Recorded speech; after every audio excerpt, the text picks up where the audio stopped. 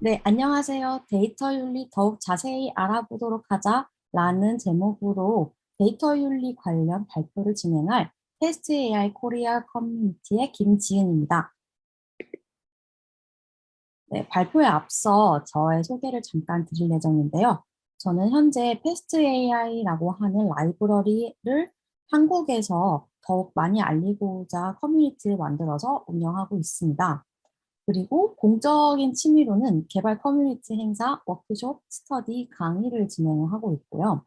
사적으로는 많은 분들과 잡담을 하고 독서하고 운동하고 여러 가지 영화, 뮤지컬, 콘서트, 공연들을 감상하는 것을 좋아합니다. 그리고 일로서는 AI 회사에서 UX 디자이너 또는 프로젝트 매니저, 프로덕트 매니저로 일을 하고 있고요. 산업공학을 전공했다 보니 제가 선현영대수나 아니면 확률 통계 같은 것을 공부한 게 지금 AI 회사에서 일을 하는데 큰 도움이 된 것 같습니다.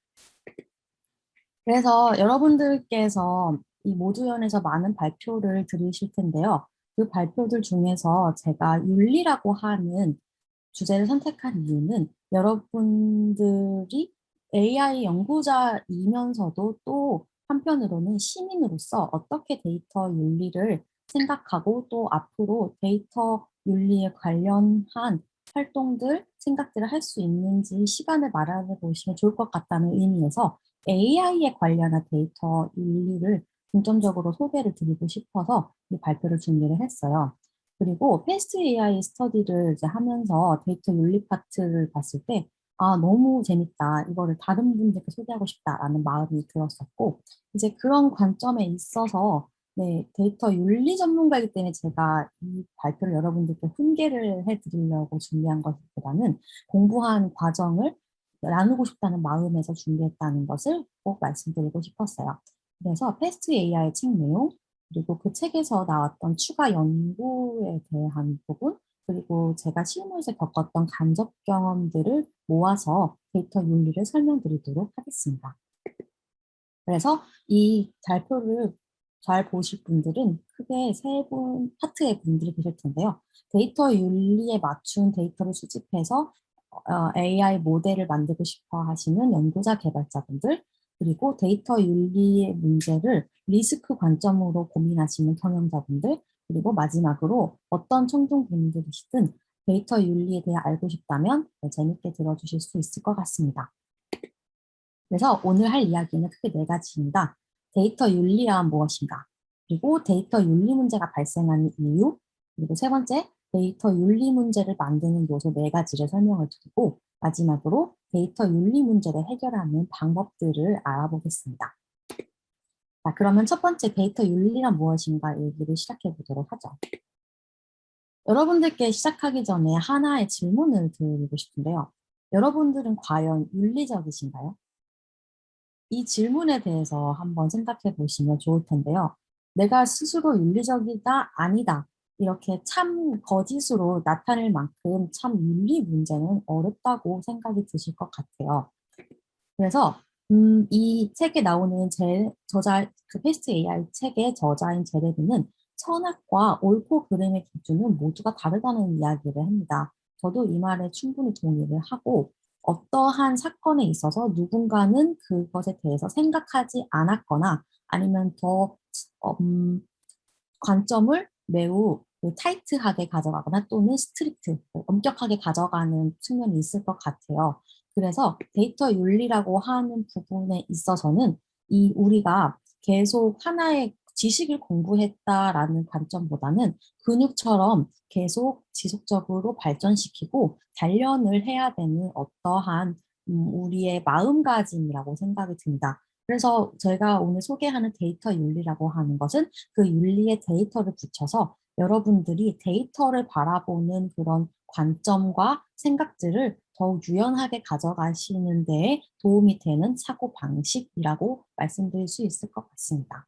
그래서 데이터 윤리라고 하는 부분에 대해서 좀 설명을 드렸고, 우리가 데이터 윤리를 바라보는 것을 이제 근육처럼 키워보기 위해서 오늘은 조금 초반에 여러분들께 원리를 알려드리려고 노력을 제가 갖고 준비를 해봤습니다. 그럼 두 번째로 데이터 윤리 문제가 발생하는 이유에 대해서 이야기를 해보고 싶습니다. 저는 두 가지 원인을 준비했는데요. 첫 번째는 우리가 계속 AI를 만들고 또 데이터 관련한 일을 하는 데 있어서 프로세스가 매우 파편화되어 있다는 것입니다. 여기서 얘기하는 프로세스란 회사에서 업무를 진행하는 데 있어서 데이터를 수집하고 정제하고 그리고 여러 가지 여러분들이 EDA를 하시면서 발생하는 다양한 인사이트들과 그리고 나중에 AI의 그 데이터를 이제 모델링 할 때 사용을 하는 과정에서 벌어진 이제 프로세스라고 얘기를 할 텐데요. 그 프로세스가 매우 중간중간에 담당하는 사람들이 다르기 때문에 그 프로세스를 또 크게 보자면은 마케팅을 하는 분들이 어떤 문제가 필요한지 정의를 한다던가 아니면은 이 만들어진 모델이 나중에 서비스에 탑재가 되는 그런 배포 과정에서도 다양한 사람들이 투입이 돼서 프로세스들이 한 번에 큰 수폐로 이제 확인을 하기가 어려워진다라는 문제가 있습니다. 그래서 생각보다 엔지니어로서 일을 하시는 분들이 이런 생각하고 계실 거예요. 내가 하는 일이 실제로 어떤 영향을 미치는지 잘 모르겠는데요. 이거 일단은 하라고 하니까 해보는 거죠. 라고 하는 부분을 저도 실무할 때, 물론 이렇게 정말 무책임하게 얘기를 워딩을 하시진 않지만 이런 생각들을 조금씩 가지고 계신다는 거를 저는 이제 알 수가 있었고 또는 이 관점에서 생각해 본 적이 없는데요 라고 답변을 받는 경우도 있었습니다. 그런데 이제 이런 파편화된 프로세스가 문제가 된 경우에서 굉장히 유명한 예시로서는 IBM에서 나치를 협조한 사건이 이제 예를 들 수 있겠습니다. 2001년에 스위스에서 어떤 판사가 나치의 반인도적 범죄에 협력한 기술 지원 및 경제 수용서에서 회계 및 분류 작업에 활용되는 형태로 나치에 가담한 IBM의 기계는 옳지 않다고 판단을 내렸습니다. 이 사건을 아시는 분들 꽤 있으실 텐데요. 여기에서 이 기계가 과연 만들어질 때 얼마나 많은 사람들이 가담을 했을까요?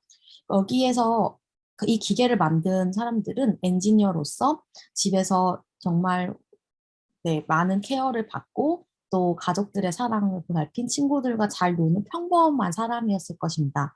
그런데 이 사람들이 각각 이런 다양한 분들이 와서 회사에서 경영자, 관리자, 엔지니어, 그리고 기획자 이런 사람이 되어서 각각의 내가 하는 역할은 충실히 함으로써 이게 어떤 영향을 앞으로 미칠 수 있는지에 대해서 고민을 하지 않았기 때문에 이런 기계가 만들어져서 실제로 나치가 유대인들을 색출하고 그리고 그 사람들을 수용소에 보낼지 어떤 사람을 가스실에 보낼지에 대한 체크를 할 수 있도록 도왔던 그 IBM의 기계가 실제로 존재할 수 있게 된 것입니다. 그래서 우리는 이 전체적인 프로세스에서 내가 하는 일이 과연 어떤 영향을 결과적으로 미칠지에 대해서 고민을 해봐야 된다는 게 이 사건에서의 큰 교훈입니다. 그런 다음에 두 번째에서는 논리적 사고의 부족이라는 것을 제가 꼽아보았습니다. 여기서 미시와 확률적 사고라고 하는 것들을 한 번쯤 여러분들이 이제 들어보신 경우가 있을 텐데요. 이 두 가지를 갖고 온 이유에 대해서 혹시 파악하실 수 있는 분 계실까요? 미시와 확률적 사고의 공통점 말이죠. 이 두 가지는 크게 빠짐없이 중복되지 않게라고 하는 기조를 중요하게 생각한다는 점이 공통점이 있습니다. 미시하게 분석한다. 그리고 확률적 사고에서도 어떠한 군집에 대해서 빠짐없이 중복되지 않게 그 어떤 수치들에 대해서 생각하고 그 확률을 분석한다라는 게 있겠죠. 그런데 우리가 논리적 사고가 부족하다는 관점에서 봤을 때 빠짐없이 중복되지 않게 이 문제가 과연 어떤 사람에게 영향을 미칠 것인가, 과연 소수자한테 어떻게 피해가 끼치고 혜택이 될 것인가를 고려하지 않은 채 값싸고 더 빠르게 문제를 해결할 수 있다는 이유만으로 인공지능을 활용해서 문제를 풀려고 하는 것은 아닌지 돌이켜볼 필요가 있다는 것을 말씀드리고 싶었습니다. 네, 그러면 이 두 가지 이유 때문에 우리가 데이터 윤리 문제를 좀 더 소홀히 하게 된다면 이 데이터 윤리 문제의 유형들을 알아보도록 하겠습니다. 그래서 네 가지를 준비했습니다. 첫 번째, 청원 및 책임감이라고 하는데요. 청원이라고 할 때는 어떤 문제가 발생했을 때 이것에 대해서 내가 항의를 할 수 있고 문제 제기를 할 수 있다는 것입니다. 그런데 2012년에 미국에서 신용기록에 대한 연방거래위원회에서 연구를 했는데요.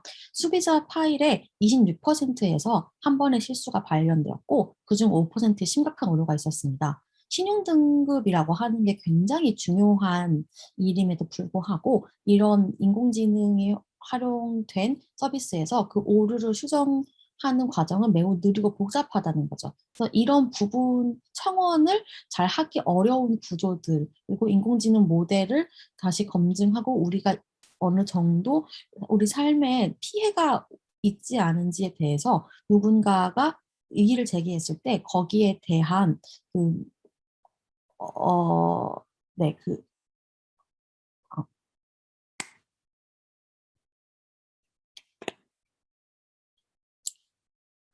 네, 데이터 윤리 문제로 한번 넘어가 보도록 하겠습니다. 여기에서는 데이터, 그럼 데이터 윤리 문제를 만드는 형태에 대해서 말씀을 드려보도록 하겠습니다. 네, 네 가지를 꼽아보았는데요. 첫 번째는 청원 및 책임감입니다. 2012년 미국에서는 신용기록에 대한 연방거래위원회 연구에 따라 보면은 소비자 파일의 26%에서 한 번의 실수가 발견되었고 그중 5%에서는 심각한 오류가 있었습니다. 이 오류를 수정하는 과정은 매우 느리고 모호했는데요. 여러분들이 만약에 이 사건의 피해자가 됐다면 인공지능이 활용된 이 모델에 어떻게 클레임을 걸 수 있었을까요? 굉장히 어려운 상황이죠.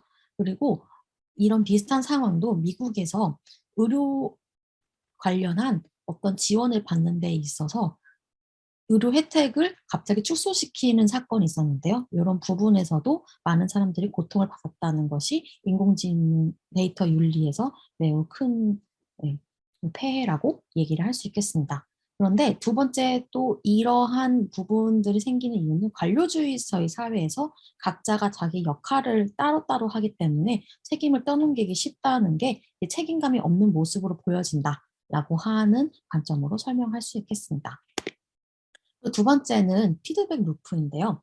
이 유튜브에서는 계속 여러분들이 원하시는 비디오를 추천을 해주는 알고리즘이 존재합니다. 그런데 그 알고리즘이 계속해서 사람들이 알고 싶어 하는 음모론 관련한 비디오를 추천해 주면서 피드백을 모델이 받음으로 동시에 계속 더욱 나쁜 방향으로 여러분들께 영향을 미치는 부분에 있어서도 데이터 윤리 문제가 꽤나 그 작용을 한다고 볼 수가 있겠습니다.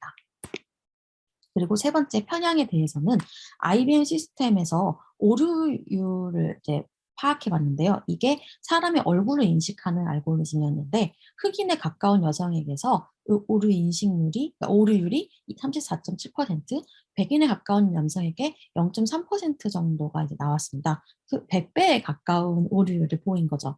근데 1년 후에 IBM에서 이러한 결과가 나왔을 때 계산을 했을 때 피부색에 따른 오류의 차이를 거의 없게끔 모델을 다시 개선해 주셨습니다.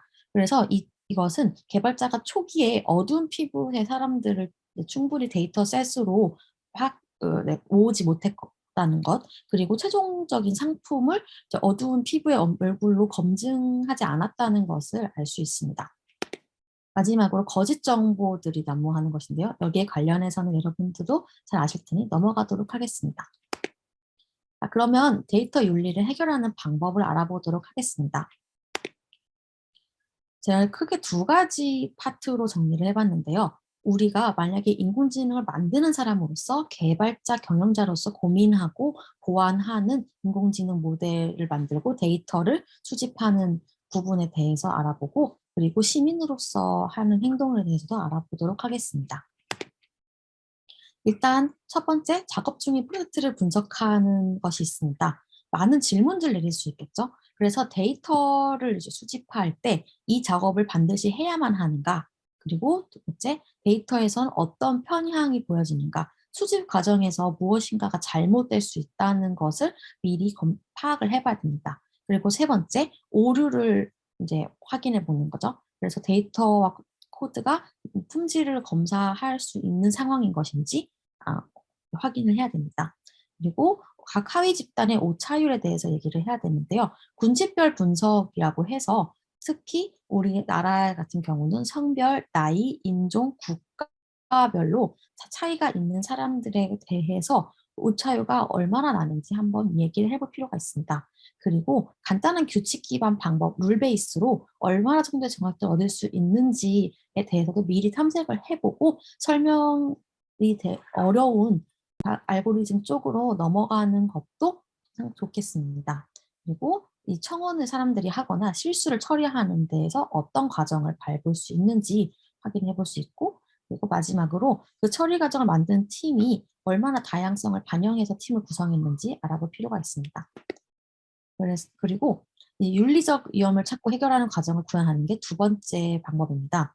공학 설계를 위한 윤리적 도구라고 하는 글을 써서 많은 분들에게 공유한 팀이 있는데요. 이 팀에서는 윤리적 위험을 사전에 발견하는 사이버 보안 침투 테스트와 같은 점검이 필요하다고 했고, 두 번째로 다양한 이해관계자의 관점에 따라서 윤리적인 피드백들을 점검해 보는 테스트가 필요하다고 했습니다. 그리고 마지막으로 악의적인 사람들에 대한 고려를 해서 그 사람들이 이 서비스를 나쁜 방향으로 이용하지 못하도록 계속 관찰하고 주의하는 것이 필요하겠습니다. 또 다른 방향으로 다양한 이해관계자를 고려했을 텐데 해야 되는 텐데요. 누구의 관심사, 욕망, 기술, 경험, 가치관을 상의 없이 이제 단순히 가정을 했을까? 그리고 이 제품이 미칠 영향들을 더 많은 사람들의 입을 통해서 확인을 하는 것이 중요하다고 볼 수 있겠습니다. 네. 제가 아까 첫 번째에서 다양성에 대한 공감과 고려가 필요하다고 말씀을 드렸는데요. 이는 인종, 나이, 성별, 장애에 따라서 효과적으로 대응을 하는 것이 꽤나 중요하다는 것을 말씀드렸는데요. 만약에 우리 팀에 더 많은 다양성이 존재했을 때 그런 여러 가지 위험에 대해서 미리 파악하고 해결할 수 있는 힘을 기를 수 있다는 점에서 언급을 드린 바 있습니다. 그래서 쿼라라고 하는 서비스에서 트레이시 초우라고 하는 초기 여성 엔지니어가 있었는데요. 이 엔지니어가 트롤과 상습범을 차단하는 기능을 쿼라 그러니까 커뮤니티를 유지할 수 있도록 제안을 한 경우가 있었습니다. 이 초우가 직접 사이트에서 겪은 적대와 학대가 생각이 났기 때문에 팀에서 기능을 강력하게 필요하다고 주장을 했는데요.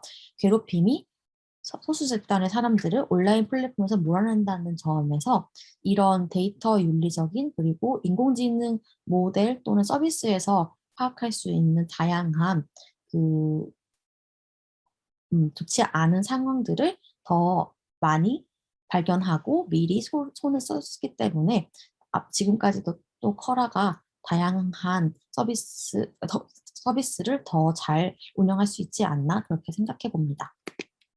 그리고 시민으로서 지원하는 방법이 있을 텐데요. 좋은 정책에 우리가 목소리를 내야 합니다. 물론 회사들도 각자의 윤리적인 부분에 대해서 고민을 하고 있지만 생각보다 회사들은 저 정책이 있어야지 움직이는 경우도 있습니다. 예를 들자면 초기에 여러분들이 자동차가 어땠는지 생각해 보신 적이 있으신가요? 저도 놀랐는데요. 사고가 났을 때 엔진벨트가 존재하지 않았고요. 금속 손잡이가 계기판에 달려 있어서 사고가 났을 때 사람들의 두개골에 그것들이 박힐 수가 있었고, 위험하게 부서질 수 있는 일반 유리창을 달고 비접이식 조향 기둥이 운전자를 찌를 수 있다는 위험이 존재했습니다. 그런데 이거를 접이식으로 바꿀 수 있었음에도 열심히 연구를 하지 않았던 상황들이 있었고요. 이러한 문제가 실제로 차량에 탑재되기까지는 수십 년의 세월이 걸렸습니다. 바로 시민단체들의 강력한 목소리 때문이죠. 네, 그러면 정리해 보겠습니다. 우리가 결국은 인공지능에 들어가는 데이터들을 잘 수집하고 그리고 윤리적으로 정제하기 위해서는 좋은 질문을 할 필요가 있습니다. 첫 번째, 그래서 윤리를 바라보는 근을 계속 키워야 되겠죠? 그런 질문을 통해서 말이죠. 그래서 이 인공지능이 계속 그 파편화된 프로세스 그리고 다양성이 부족하고 논리적 사고가 부족하다는 점에서 그 윤리적인 문제를 깨뜨리고 또 청원인 책임감이 네, 하기 어려운 없는 상황들 그리고 피드백 루프가 많이 계속 인공지능을 강화시키는 점, 그리고 편향과 거짓 정보가 난무하는 형태로 인공지능 데이터 윤리가 깨지는 경우가 생길 수 있을 텐데요. 이것들은 프로젝트를 분석하고 위험을 미리 발견해서 해소하고 다양성을 확장하여 팀을 구성하고 뭐 정책을 옹호함으로써 해결할 수 있겠습니다. 네, 그러면 데이터 윤리에 관련한 네, 간단한 개론을 여러분들께 소개를 드렸는데요. 더 많은 분들이 데이터 윤리에 관심을 갖고 또 지원할 수 있길 바라봅니다. 그러면은 더 다양한 이야기를 하고 싶으신 분은 언제든 연락을 주셨으면 합니다. 감사합니다.